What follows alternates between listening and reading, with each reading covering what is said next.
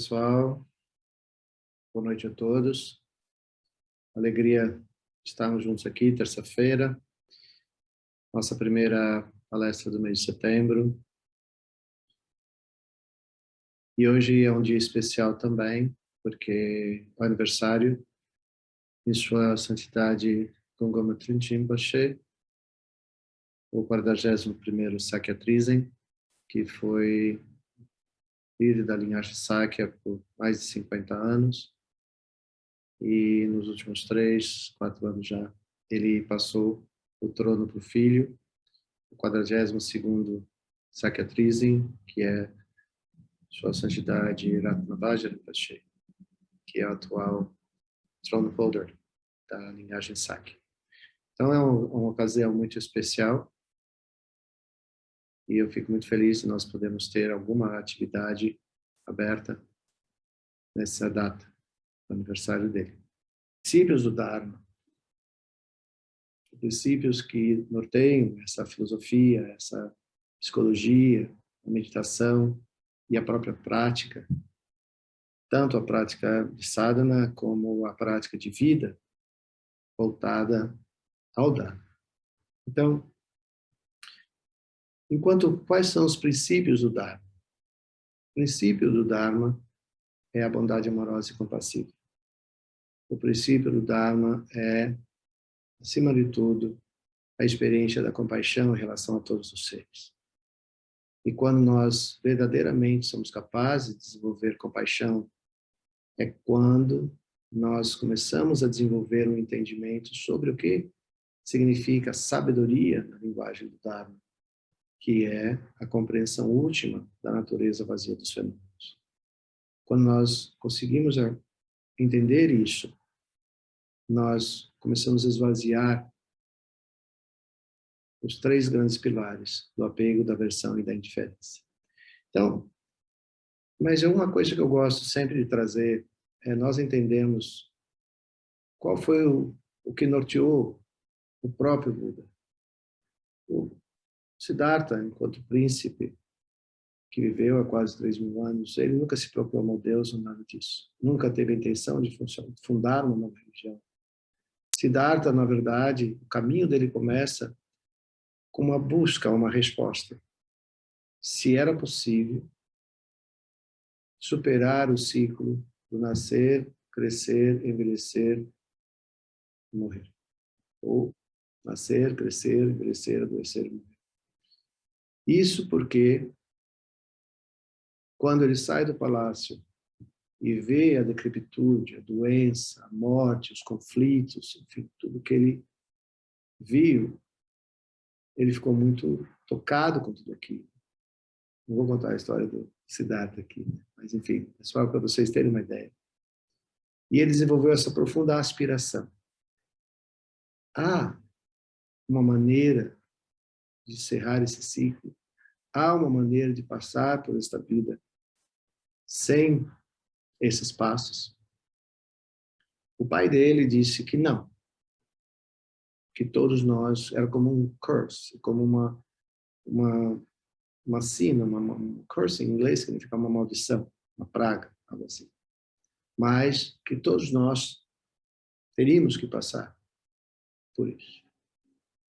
E o Buda então diz, bom, então essa vai ser minha meta, eu vou tentar descobrir se há como nós não passarmos por esse ciclo. E na ocasião, o filho dele tinha nascido, Rahula, e o pai disse, você vai fazer isso mesmo agora que seu filho nasceu? E a resposta dele foi simples. Mais um motivo, exatamente por isso, por amar muito meu filho e não querer que ele passe por isso. Se há uma possibilidade, eu gostaria de saber isso. E aí ele sai do palácio, 6 anos como vida de asceta, enfim. Quando o Buda alcança aquilo que nós chamamos de iluminação, a gente fala, o Buda despertou do sonho, da ilusão. Qual era a ilusão? A ilusão é a de ter ou acreditar que todos os fenômenos, o que é fenômeno, o que são fenômenos, é tudo aquilo que nos toca. Nós somos um corpo sensorial. Então, tudo aquilo que nos toca, né, através dos 5 sentidos, que no Dharma são 5 consciências. Depois nós temos a 6ª consciência, que é a imagem mental, a 7ª consciência, que cria a ilusão de sujeito-objeto, e a 8ª consciência, que é o grande arquivo, né, o grande HD, que é onde toda a nossa história, desde um tempo sem princípio, está ali guardada. E a maneira como nós interagimos com a realidade provoca o intercâmbio de informações entre a 6ª consciência e a 8ª consciência, só que no meio disso tem essa ilusão de sujeito-objeto, o ego. Então, a ilusão é nós acreditarmos que tudo isso é concreto, é real, e difícil dizer que não é, não é? Porque nós vemos, nós tocamos, nós sentimos o sabor, nós sentimos o cheiro, enfim. Mas na verdade relativa isso é. Mas na verdade absoluta não. Porque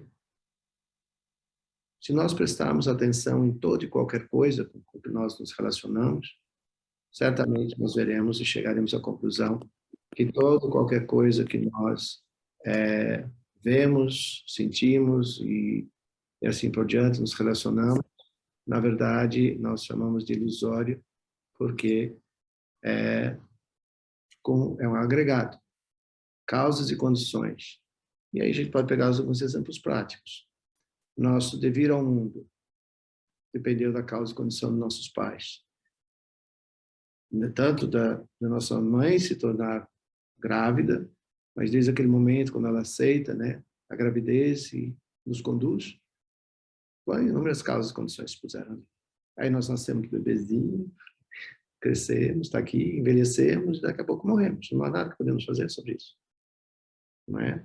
Toda e qualquer coisa que você vê não nasceu dessa maneira como você vê.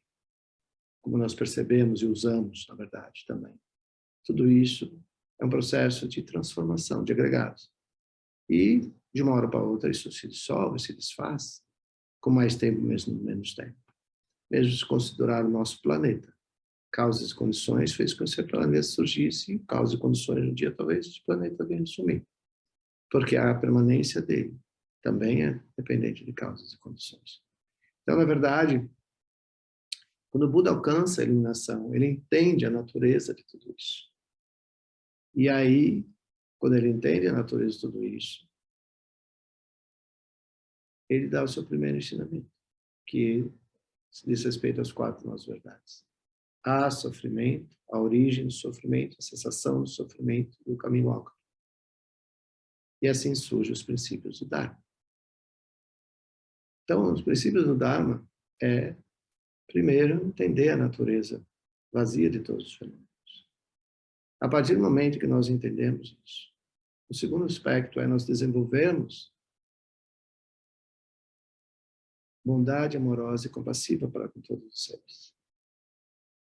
E isso está intrinsecamente ligado, porque no momento que nós percebemos as nossas próprias ilusões, no momento que nós percebemos o quanto é sedutor tudo isso, no momento que nós entendemos que quando nós nos tornamos apegados às experiências, o quanto nós nos tornamos aflitos, irritados, quando nós percebemos que, de fato, nós não temos poder, controle ou posse de nada. Como é que nós podemos ter controle ou posse sobre coisas que em si, em verdade última, não existem? Então, quando nós começamos a desenvolver uma leitura mais acuída sobre tudo isso, talvez, no primeiro momento, nos dê medo, mas, num segundo momento, nós começamos a nos liberar, nos libertar desses grilhões da ignorância. Então, um dos princípios fundamentais do budismo é a raiz de todo e qualquer sofrimento que nós possamos vir a viver, ele tem raiz por nós ignorarmos a natureza última dos fenômenos. Agora, se vocês tiverem a oportunidade de estarem com professores muito mais qualificados que eu e poderem fazer um estudo de longo prazo sobre tudo isso, há que se tomar um cuidado Porque desenvolver um conhecimento intelectual, uma compreensão intelectual sobre o vazio, não nos liberta da ignorância. O que nos liberta da ignorância é quando, na experiência, nós realizamos o caminho da visão. Que é esse o curso desse mês. Né? O curso de workshop. Que é Chama de Vipassana. Por quê? Nós temos que desenvolver determinados mindsets para que a nossa mente realmente se acalme e nós possamos experienciar pela primeira vez uma mente vazia, luminosa, livre de todos os conceitos e preconceitos que nos prendem, para que nós possamos começar a desenvolver a visão penetrante sobre o que nós quisermos, para ir desenvolvendo essa compreensão. Então, essa compreensão experiencial é que pode levar aquilo que no Dharma nós chamamos de realização. Porque conhecimento intelectual, racional, por si, não nos liberta. E como que a gente consegue perceber isso? Não é muito difícil para aqueles de vocês que têm formação acadêmica, minimamente sobre química, física e biologia, entender átomos, elétrons, agregados, como que as coisas se formam. Esse sino, provavelmente era minério de ferro. Hoje não sino. Se eu botar ele no forno, ele vai derreter, vai se transformando, pode voltar até ser átomos, moléculas que o constituíram originalmente. No entanto, ter esta compreensão não nos liberta do apego, porque o apego, ele caminha por um outro lugar, que são as experiências sensoriais. E para muitos de nós, abrir mão delas é muito difícil. Então, por isso que eu digo, não é só desenvolver uma compreensão sobre o princípio do Dharma do vazio, para que eu possa realmente desenvolver a bondade amorosa e compassiva no sentido último. Porque nesse processo, nessa caminhada, nesse evoluir, existe o que eu nomeio de renúncias. Mas a renúncia maior é realmente a renúncia da ignorância. E a ignorância vai estar sendo representada em todos os objetos aos quais nós continuamos a ter apego. E também existe uma coisa, existem objetos pelo qual nós temos apegos, mas também existe apegos às nossas próprias ilusões. O querer ser algo, ser alguém, títulos, postos, enfim. Aí volta tudo para trás de novo. Então, quando nós estudamos o Dharma, o princípio é transformar a nossa percepção. A palavra Dharma, né, que normalmente nós associamos como Dharma, a coleção dos ensinamentos que o Buda nos deixou, o legado que nos deixou, mas a palavra Dharma também significa transformação. E é fácil entender isso, no sentido prático. Porque o legado do Buda, ele nos auxilia a transformar a visão incorreta, baseada na ignorância, para a visão correta, que entende a natureza última dos objetos ou de todos os fenômenos como vazio. Então, isso aqui é uma transformação da visão, da percepção de como nós percebemos a realidade na qual nós estamos inseridos e sobre a qual e com a qual nós agimos ou reagimos. Todos nós, seres humanos, somos dotados de inteligência e cognição. O Dharma, quando nós falamos sobre a Vipassana, por exemplo, que é a meditação analítica, uma das compreensões dentro da experiência de Vipassana é a meditação analítica, é investigar, na verdade. Né? E um dos princípios, né, vou falar de vários, né? do Dharma. Um dos princípios do Dharma é reasoning, ou seja, razão. No Dharma, nós não acreditamos em nada que não haja uma razão que o justifique. E uma razão que tem que ser comprovada, debatida e esclarecida. Essa é a autenticidade do Dalai Lama, às vezes, como ele dialoga com a ciência diretamente há várias décadas. E nós vamos falar um pouco sobre isso. Ele sempre fala, caso a ciência venha encontrar alguma coisa sobre o qual nós estejamos errados, por favor, nos avise, que nós mudamos, desde que vocês provem que nós estamos errados. Então, já há algumas décadas, existe o que a gente chama de Mind Life, e que vem investigando várias coisas do Dharma, principalmente nos aspectos da meditação, das ciências contemplativas e das ciências. Isso, vocês podem achar farta informação sobre isso entrando e procurando no Mind Life. Por isso que, por exemplo, na vinhetinha que eu coloquei hoje, no videozinho, eu perguntava a vocês, vocês sabem que o Dharma pode ser visto como filosofia, só que não é só filosofia, psicologia e ciências contemplativas. Segundo o Dharma pode ser visto como ciência, que é já minimamente 3 décadas, que há muitos trabalhos científicos de grande peso, muitos deles na área de neurociências, investigando o que o Buda ensinou há quase 3.000 anos atrás. E o Dharma também pode ser visto como uma prática espiritual ou como religião, como método de uma prática espiritual. Porque no Dharma, no budismo, quando nós usamos a palavra espiritualidade, nós não necessariamente estamos falando de religião, religiosidade, e nem tampouco de aspectos esotéricos. Nós vamos estar falando principalmente das qualidades inerentes de um ser humano. O amor, a compaixão, a bondade, a generosidade, a paciência, a tolerância. Né? Tudo isso norteado com o que a gente chama de bondade amorosa e compassiva. Um outro princípio extremamente importante dentro do Dharma é o sentido ético. Ética dentro do Dharma, particularmente dentro do Abhidharma, é grande, é vasto as explicações sobre isso.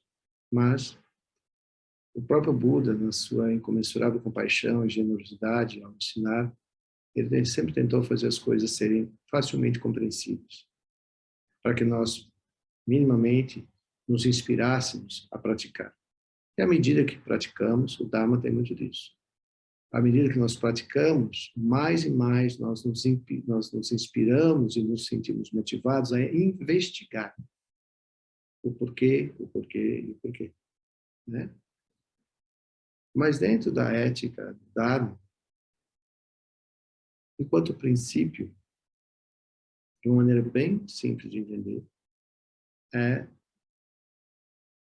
quando nós desenvolvemos, principalmente a habilidade de Shamatha Vipassana, nós desenvolvemos um mecanismo, uma habilidade que a gente chama de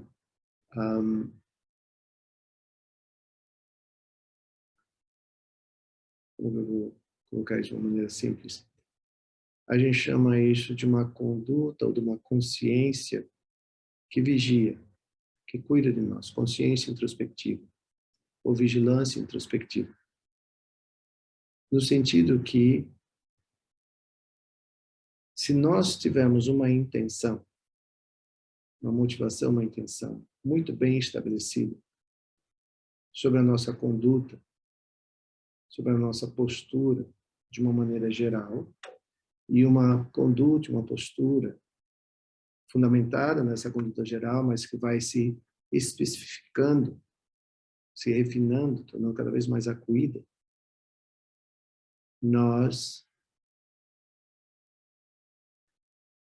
sempre observamos se aquilo que nós pensamos, falamos e fazemos não tem o potencial de produzir sofrimento a ninguém, nem a nós e nem a outros.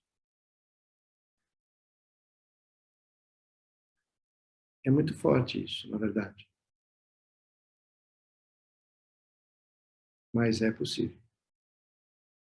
Então, através dessa vigilância introspectiva, essa consciência introspectiva, nós o tempo todo estamos monitorando o principal espaço da prática do Dharma, que é a nossa mente. Porque a ação do falar e a ação do agir é consequência. Onde tudo isso começa na nossa mente. E tudo isso começa e como nós percebemos a realidade. Por isso que é tão importante estudar e observar, estudar e contemplar a natureza última dos fenômenos.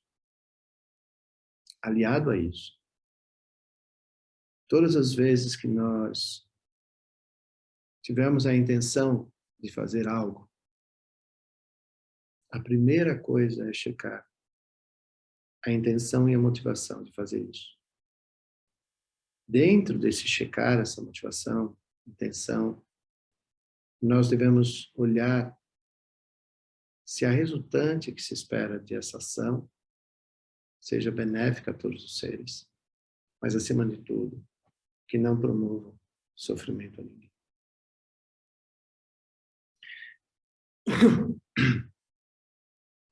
Então, às vezes, eu me pego imaginando como seria a nossa sociedade como um todo, pleno século XXI,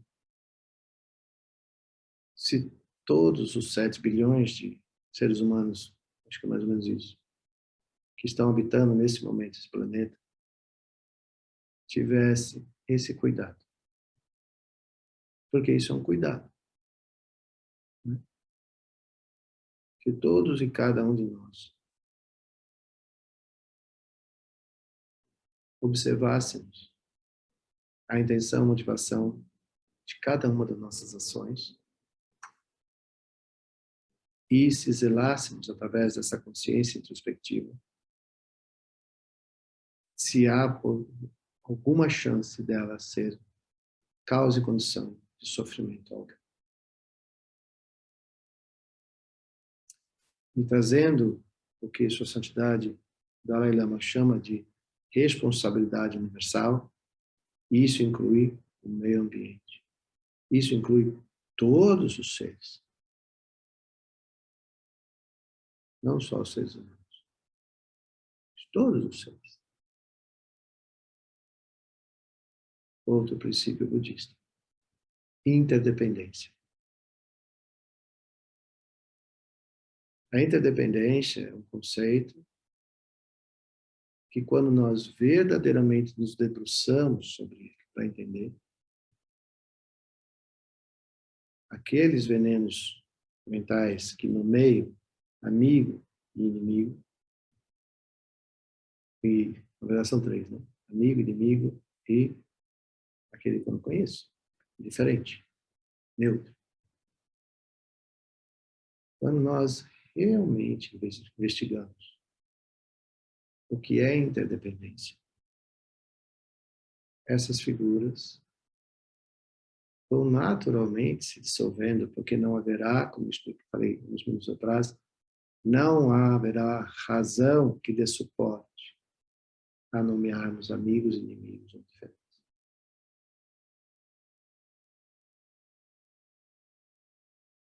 Como sugestão de uma conversa inicial, fica que vocês façam o seguinte exercício. Desde o momento que vocês acordam de manhã, até a hora que vocês vão se deitar novamente, vejam todos os itens que você usou durante o dia. Água, energia, internet, transporte público, enfim, os alimentos, roupas. Observem todos os itens que nós, né, usamos durante um dia. De onde eles vêm? Nada nasce pronto nas prateleiras, né? Então, como é possível esses itens estarem disponíveis para que nós façamos uso deles? E assim possamos realizar nossas metas, nossos sonhos. O que foi? Como que tudo isso, nesse momento, tem energia aqui, tem internet ligada, tem uma parafernália de coisas para que eu possa estar falando uma transmissão online com vocês que estão aí. E depois a gravação disso vai lá para o YouTube e aí se perde a noção de quantas pessoas podem acessar isso, direto e indiretamente. Então, quando nós pensamos nessa interdependência, e aí como nós podemos pensar isso de uma maneira macro, para entendermos isso enquanto responsabilidade universal, porque pensando em todos os itens que nós usamos, mas nós geralmente já usamos itens manufaturados, e nós venhamos a ir desagregando esses itens. E aí passa por várias coisas na natureza. Então, essa natureza, que hoje está tão em disputa, ela é fonte de onde todas essas coisas surgem. Então, se por uma loucura humana, nós viemos a realmente desprezar, desagregar, desrespeitar a natureza, diretamente nós estamos nos agredindo a fazer isso. Porque não é difícil de entender que nós dependemos do meio ambiente para viver, uma vez que nós somos seres biológicos, totalmente interdependentes da qualidade da água, qualidade do ar, qualidade da temperatura, qualidade, enfim. Totalmente interdependentes. Então, princípios budistas. Meditar, desenvolver bondade amorosa e compassiva, desenvolver visão da sabedoria, desenvolver um entendimento muito profundo e vasto sobre interdependência, e o outro é, tudo é, todas as coisas são absolutamente impermanentes. E o porquê disso? Devido às causas e condições, que eu expliquei no começo. Todas as coisas surgem devido às causas e condições, são experienciadas pelo tempo que as causas e condições se sustentaram, e aqui há uma interdependência enorme. E se dissolve quando a interdependência que mantém essa causa e condição cessa, a causa e a condição cessa, e tudo cessa. E não há como evitar isso.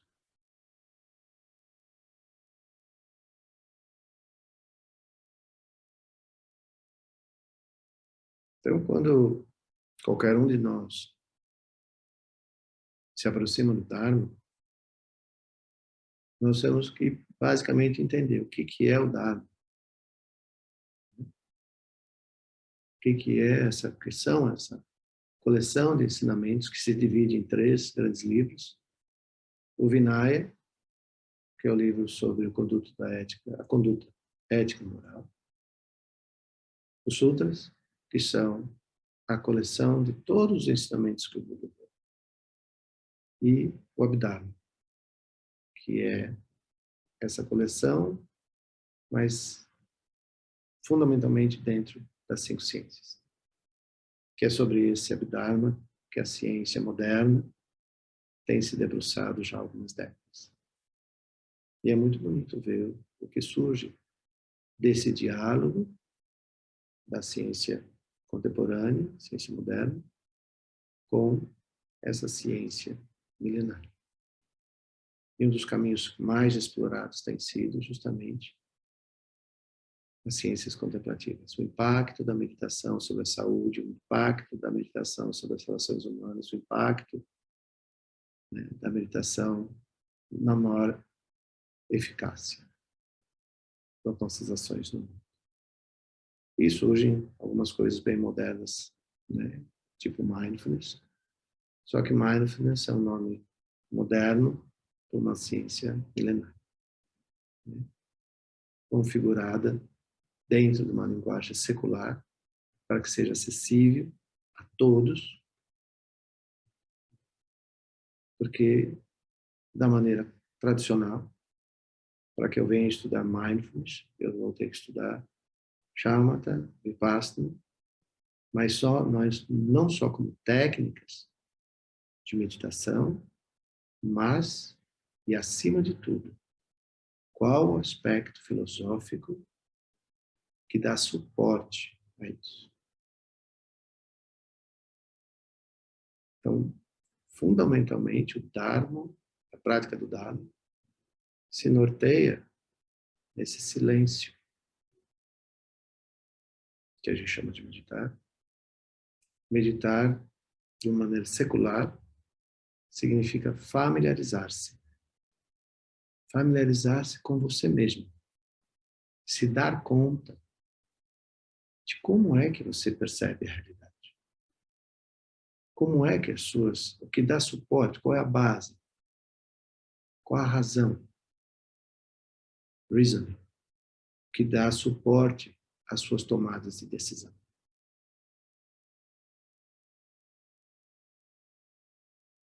Isso é familiaridade. Então, quando nós meditamos e vamos nos familiarizando com nós mesmos,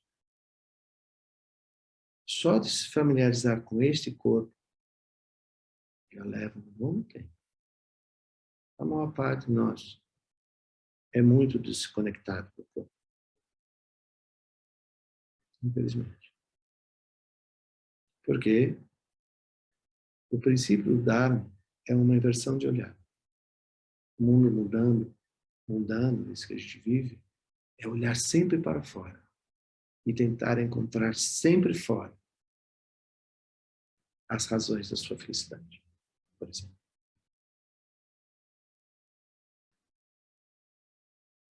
Mas acaba sendo, por exemplo, assim, só para brincar um pouquinho, somos basicamente 7 bilhões de seres humanos vivendo nesse planeta. Se nós perguntamos qual é a aspiração fundamental de todo e qualquer ser humano, não vou falar nem dos animais, vou ficar só nos seres humanos. Qual é a aspiração fundamental de todo e qualquer ser humano? Ser feliz. Ok. Então nós deveríamos ser o planeta da felicidade. São 7 bilhões de pessoas que querem a mesma coisa. Aspiram pela mesma experiência de felicidade. Deveríamos ser um sol, o planeta da felicidade. Mas infelizmente, penso que não é bem isso que acontece. Apesar de, fundamentalmente, todos nós, sem exceção, aspirarmos por uma vida feliz. E o que seria felicidade? Uma vida calma, equilibrada, plena, realizadora. Não é isso? Que minimamente teríamos onde morar, o que comer, o que vestir, algum trabalho que gerasse alguma remuneração, com os quais nós pudéssemos pagar as nossas necessidades básicas.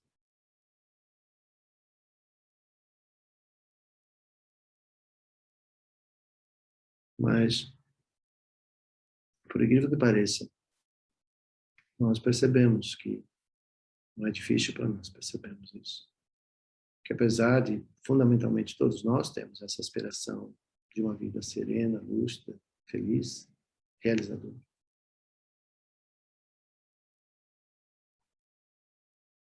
Não é isso que nós temos experienciado. Ou quando experienciamos, é por curtíssima duração. Uma vez, numa palestra, vi o palestrante dizer assim, nós saímos, o século XX foi o século onde a humanidade mais produziu conhecimento. Aliás, uma das coisas mais incríveis da nossa natureza humana é a nossa capacidade de produzir conhecimento. E aí prosseguiu ele. Nós adentramos o século XXI, trazendo toda essa bagagem de conhecimento. E ele ainda apontou, principalmente na área da saúde, na área do desenvolvimento, como um todo. Ou seja, nós trouxemos uma bagagem que poderíamos ter adentrado o século XXI, uma experiência maior de conforto, bem-estar na área da saúde, ele mencionou. Hoje nós vivemos mais o conhecimento na saúde hoje, medicamentos modernos, né?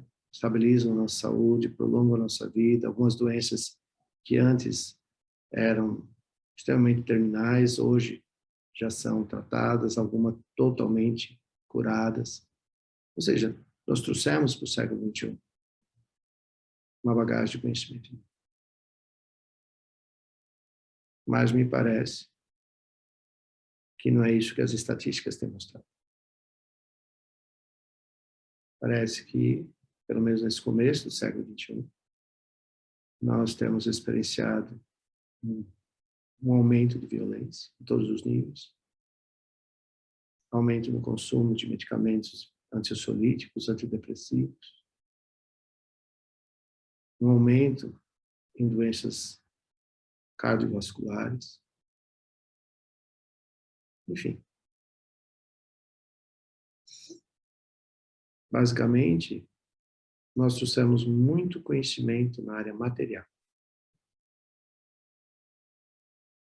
mas nós não trouxemos o equivalente em conhecimento espiritual. E volto a dizer, espiritualidade aqui não tem nada a ver com religião, religiosidade.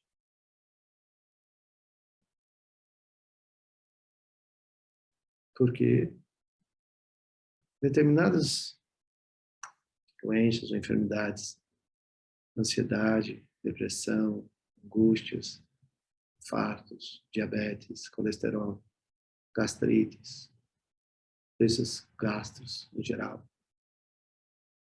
Muitas dessas enfermidades, elas são diretamente relacionadas com, e hoje é um avanço que está tendo dentro da neurociência, dialogando com as ciências contemplativas, mas hoje me parece que já não há mais nenhuma timidez em dizer que muitas dessas enfermidades que estão aí muito presentes no século XXI são decorrentes de um desequilíbrio, de uma desarmonia entre toda uma materialidade que foi se construindo e a maneira como nós nos aproximamos para usufruir de tudo isso. Ou seja, uma não compreensão daquilo que nós estávamos falando no começo. Um dos princípios fundamentais do budismo. Desenvolver essa familiaridade consigo mesmo, uma compreensão sobre si mesmo, uma compreensão maior sobre a interdependência, uma compreensão maior sobre a interdependência e sobre a impermanência de todas as coisas. Mas, acima de tudo, nos falta, de alguma maneira, um estímulo de diminuir a intensidade do olhar e buscar coisas fora e fazer uma inversão de olhar e tentar conhecer-se como ser humano e estabelecer um equilíbrio harmonioso entre esse conhecimento, esse conhecer de si, das suas habilidades, das suas qualidades, seus valores humanos. E aí, fazer uso de todo esse conhecimento tecnológico, material que nós desenvolvemos, de uma maneira mais ética,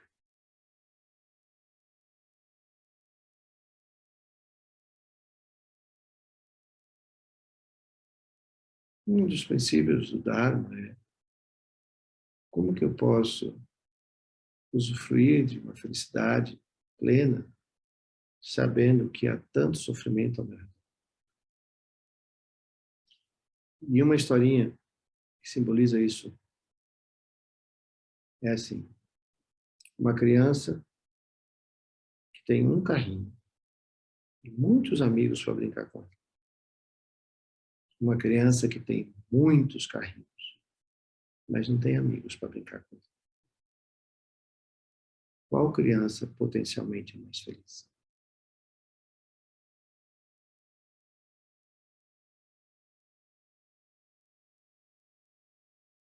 Então, o Dharma, como prática de vida, o Dharma, quando trazido para a nossa prática de vida, ele nos inspira, nos instiga e nos incentiva a estabelecermos relações humanas mais verdadeiras e diretas.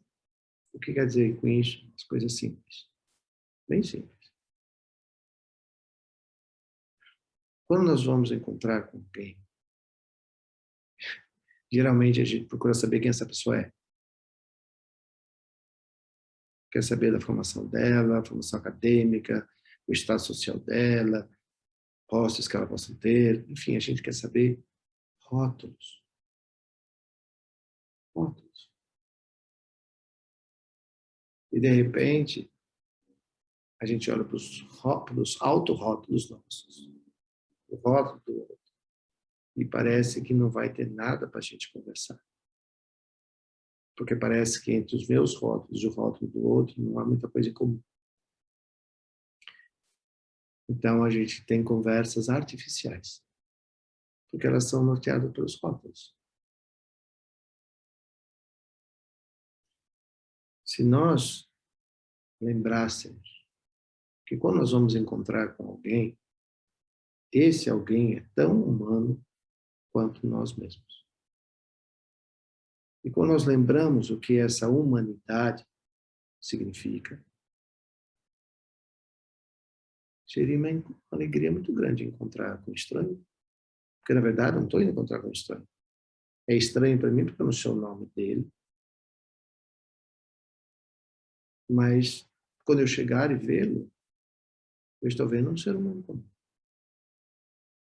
Com sonhos, com medos, com potenciais, com conhecimento, expertise, com qualidades, experiências, vida. Então, quando eu imagino isso, que eu estou indo encontrar com outro ser humano que traz uma humanidade assim como eu também trago, certamente que nós vamos ter muitas coisas para conversar. E principalmente quando o norte dessa conversa for trabalharmos, seja em que projeto for, que nós tenhamos o potencial de desenvolvermos juntos, o quão benéfico o resultante desse projeto pode vir a ser. E na construção das ações desse projeto, o quão ético.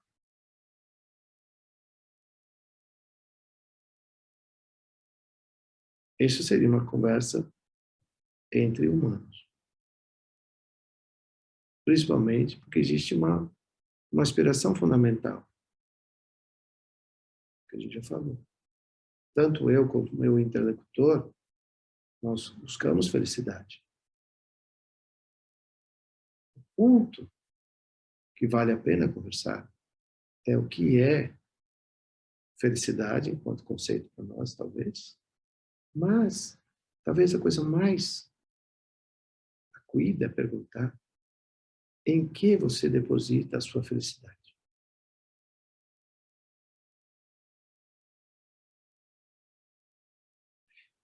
Certamente que projetos constroem coisas materiais, que podem ser causa e condição de benefício a muitas pessoas, hospitais, escolas.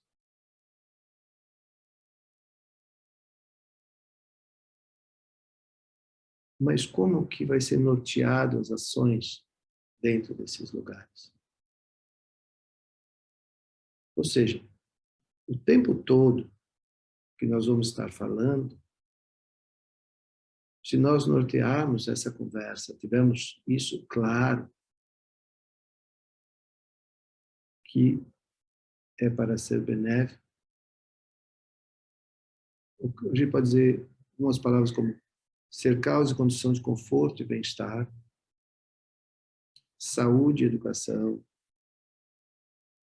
trabalho, empregos, benefícios, enfim.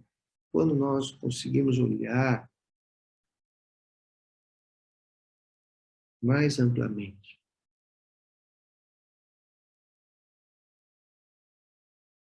se você está na lama, fala. O desenvolvimento material é necessário, mas ele não precisa ser desagregado de valores humanos. Por isso que se pergunta, no Dharma, uma das coisas principais é nós sabermos qual a nossa intenção. Qual a intenção? Eu brinco. Não sai de casa para ir para o ponto A, ponto B, se você não tiver claro para você qual a intenção de você estar saindo do ponto A para ir ao ponto B. E sustentar essa intenção. E sustentar todas as qualidades que você pode trazer consigo para construir e dar surgimento resultante a essa intenção. Então, esses são princípios fundamentais do Dharma. Fundamentais, basilares. Então, muitas vezes as pessoas vêm pedir refúgio, que é a cerimônia inicial através do qual você oficialmente pode dizer eu sou praticante dos ensinamentos do Buda. Porque a expressão eu sou budista era uma expressão ocidental, que não expressa claramente o que o Dharma quer dizer. Porque o Dharma você só é praticante do Dharma se você, as mínimas coisas que você faz durante o dia, você o faz inspirado com os ensinamentos do Buda.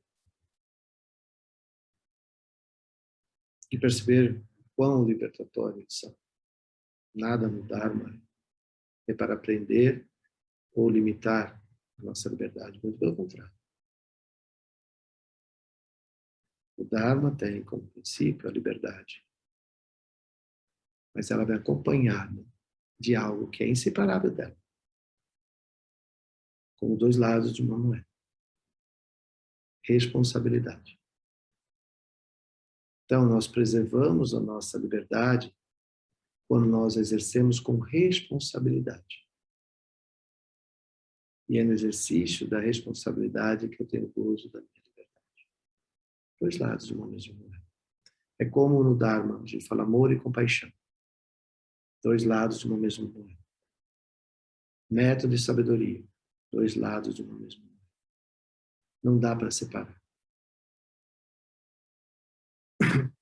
Então, amor e compaixão, o amor verdadeiro, que está muito distante de paixão e desejos, o amor verdadeiro é quando nós aspiramos à felicidade de todos os seres de maneira incondicional.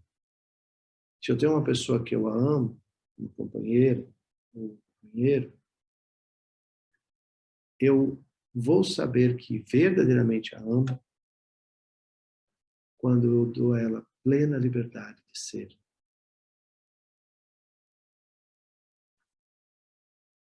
E se nessa liberdade eu fizer parte do sonho de vida dela, ótimo. Se não, eu vou ficar feliz por ela ter encontrado o caminho com outra pessoa. Que é muito diferente desse amor posse. Mas a conversa não é sobre isso. A conversa é entender que os princípios do Dharma são muito claros.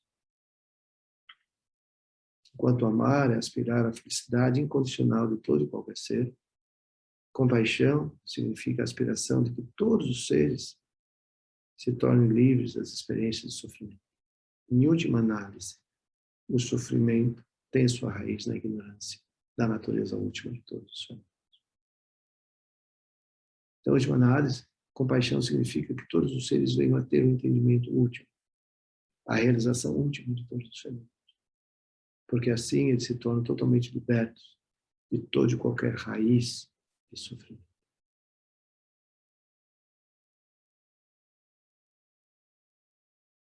Quando a gente fala método de sabedoria, Dharma, método é o que o Buda ensinou. Sabedoria é o entendimento último dos fenômenos. Então, o método leva à sabedoria. E a sabedoria só é realizada com o método. É que nem um pássaro, precisa de 2 asas para voar. Método e sabedoria. Então, quando nós vamos aplicar o método, ou seja, aquilo que nós, cada um venha a ver necessidade, ser necessário nesse momento da vida dele, desenvolver um maior conhecimento sobre aquilo que está lhe ocorrendo, por que está lhe ocorrendo. Este é o processo de investigação interior. Então, nós começamos por silenciar. Ninguém consegue resolver uma conversa no meio de uma briga. Não é verdade? Então, muitas vezes, os nossos conflitos com a realidade, porque existem 3 coisas que são muito fortes em nós. Eu, meu e sou. Enquanto a minha crença que o eu, meu e sou existe, guiar a minha vida, chances existem de que essa experiência de sofrimento só faça aumentar. Independente do acúmulo de material que você possa vir a ter, usufruir disso legitimamente dificilmente vai acontecer. Porque a mente vai estar ocupada por demais com medo de perder tudo isso. E não vai adiantar, porque as coisas por si, com o tempo, começam a se desfazer. Ou talvez venha aquele momento mais difícil ainda, que nenhum de nós vai, crendo ou não crendo, independente, nenhum de nós vai escapar, que é o momento da morte. No momento da morte é quando nós realizamos que, mesmo com toda a materialidade que nós possamos ter juntado ao longo da nossa vida, não vai resolver. Então, esse é o princípio da impermanência. Então, esse eu, meu e sou cria uma estrutura psicológica extremamente egoísta, onde qualquer pensar de interdependência é algo que não se fala, inadmissível. Então, verdadeiramente, nós temos que exercitar esse olhar. Então, não raro, uma pessoa adoece, vem por uma fase terminal, quando a ela é dito a realidade do que está acontecendo com ela, não é raro escutar aquela frase. Por que eu? Por que agora? Esse porque eu existe porque é egoísta. Porque não pode ser o outro. E por que agora? Agora que eu construí tudo isso, não vai me sobrar tempo de eu usufruir disso? Mas você já não vinha usufruindo ao longo do tempo? Não, eu estava esperando chegar até esse lugar, para daí então poder começar a usufruir. Essa é uma coisa que acontece com todos nós, em diferentes ocasiões, diferentes posturas, diferentes condições, em geral. Então, talvez esse seja uma das coisas principais dentro do Dharma, que é o convite de nós virmos a aprender a viver o momento presente. Porque verdadeiramente é o que nos resta. O começo dessa aula já é passado. Qualquer coisa que eu falei 3, 4 segundos atrás, já é passado, já foi falado. O que eu vou falar nos próximos minutos, eu não sei. Vai elaborando.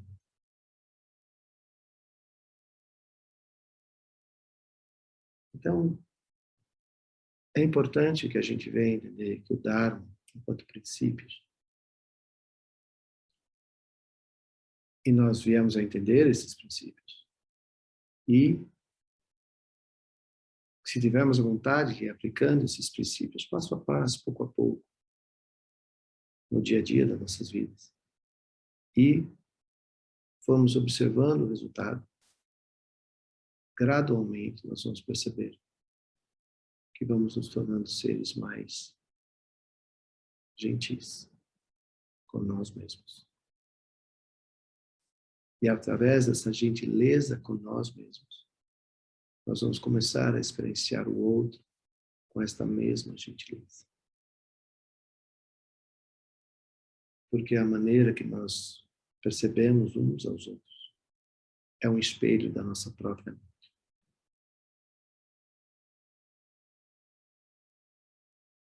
Então, não existe no Dharma, em última análise, não há nenhum agente externo que você possa culpar ou dizer que é responsável ou pelo seu sofrimento ou pela sua felicidade. A experiência, tanto de uma coisa quanto de outra, é na mente, na nossa mente, de cada um de nós. Isso é difícil de entender quando nós percebemos que nós podemos estar num grupo de pessoas e olharmos para a mesma coisa, nós vamos reagir de maneira diferente àquela coisa. Porque na nossa mente, a tal coisa é percebida de maneiras diferentes. Porque cada um de nós tem seus próprios condicionantes. Então, um dos princípios fundamentais do Dharma é um princípio sem princípio. Ou seja, somos uma evolução constante. E o que nós experienciamos, a maneira como nós percebemos neste momento, é possível e é visto através das lentes de tudo isso que nós vivemos e acumulamos até este momento. Que normalmente a gente chama de karma ou de condicionantes. Então, por exemplo, eu uso óculos, né? Porque o meu órgão visual, meus olhos, já precisam de algo que acomode seus nervos ópticos para que eu possa ter uma visão nítida. Assim também. O Dharma diz respeito a fazer os ajustes da nossa visão, para que nós possamos ver as coisas como elas verdadeiramente são, e não como nós a vemos de maneira ilusória. Então, o curso, o workshop desse mês é justamente falar sobre as ferramentas, como nós podemos usar esses princípios do Dharma para que nós possamos ter uma visão nítida, clara da realidade. Para que aí toda a construção das ações, do pensar, falar e agir que nós venhamos a ter, seja olhando e entendendo a natureza do fenômeno com o qual nós estivemos nos relacionando a cada um. Esses são os ajustes da visão. Da visão, não a visão através do órgão sensorial, mas através da consciência sensorial. Aí nós temos uma leitura mais clara, mais verdadeira dos fenômenos. e as nossas interações com os fenômenos vão deixar de ser reações, mas vão ser ações. E isso é resultante da nossa cognição. É a capacidade de não reagir, mas agir. Reagir seria simplesmente gente que vem e volta. Agir, ela vem dotado de uma intenção. E seja qual for a situação que estivermos, nós vamos observar e vamos elaborar uma ação, resposta, que de maneira possa vir a contribuir e tornar a resultante uma experiência positiva e construtiva, não só para você, sujeito da ação, mas para todos os seres. Então isso vem, né, nessa construção, desse diálogo que a gente está tendo, dessa conversa, desde o tempo, desde que a gente começou. Qual a motivação e intenção de cada uma das nossas ações quando nos deparamos com a realidade? A realidade qual? Essa do dia a dia. Por exemplo, quando nós acordamos de manhã e percebemos que não morremos à noite. Ui! Milhares de pessoas morrem. Então nós acordamos. Primeira coisa. Também notamos que não tivemos um acidente cardiovascular, não tivemos um derrame, nada. Estamos com o nosso corpo funcional, nossa mente funcional. Uau! Duas coisas. Aí eu percebo que eu tenho uma casa para morar, roupa para vestir, comida para comer, um trabalho que me rende, alguma coisa para as minhas despesas diretas. Quando eu me torno consciente de tudo isso,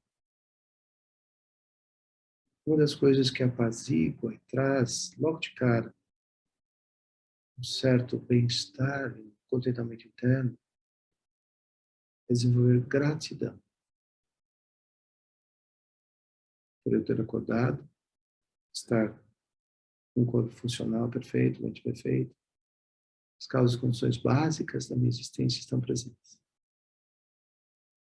Gratidão. Aí, eu posso me perguntar o que eu vou fazer hoje? Qual é o meu propósito para o dia de hoje? Fazendo uso desta realidade que está presente, neste momento.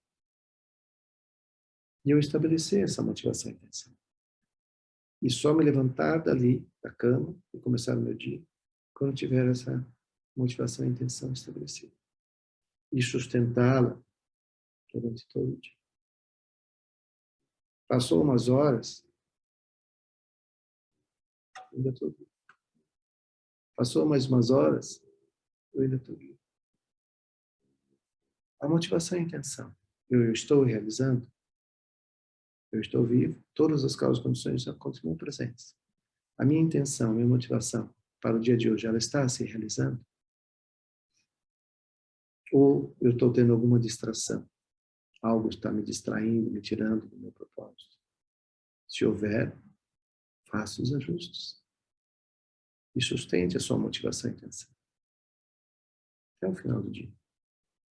Quando você voltar para a sua cama à noite, sentar antes de repousar, de novo. Estou vivo, estou funcionando.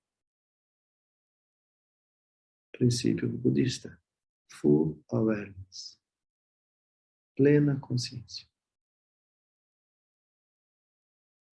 Então, o Dharma diz respeito a isso. A eu sustentar essa consciência plena presente o tempo todo. Manter o meu ambiente mental sustentado com pensamentos positivos.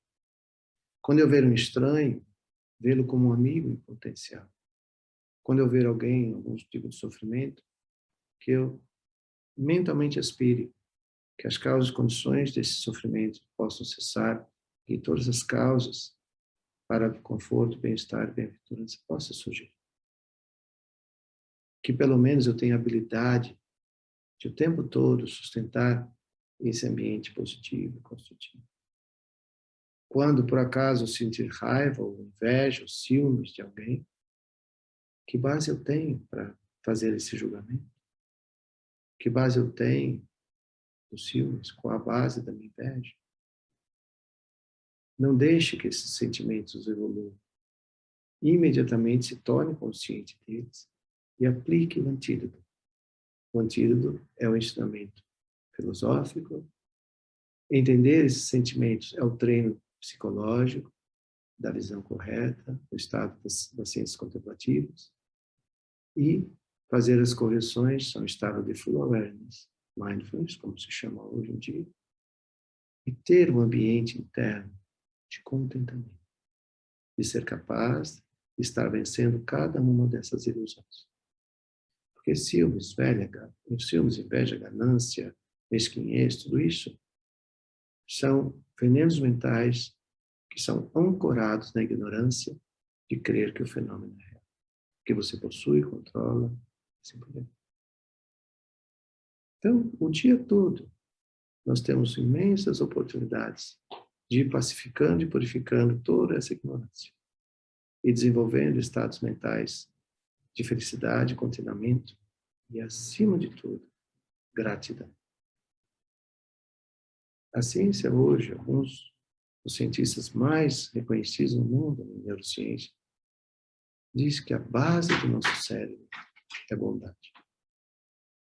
E bondade é a resultante última da ação compassiva. Então, meus amigos, era isso que eu queria compartilhar com vocês hoje à noite. Muito inspirado na imensa gratidão por todos os ensinamentos que eu tenho recebido ao longo de décadas, meu professor, sua santidade Sacatriza, Kongoma Trijin Pache, hoje é aniversário. Então, muito inspirado nisso, é que eu compartilhei um pouco dessa experiência com vocês.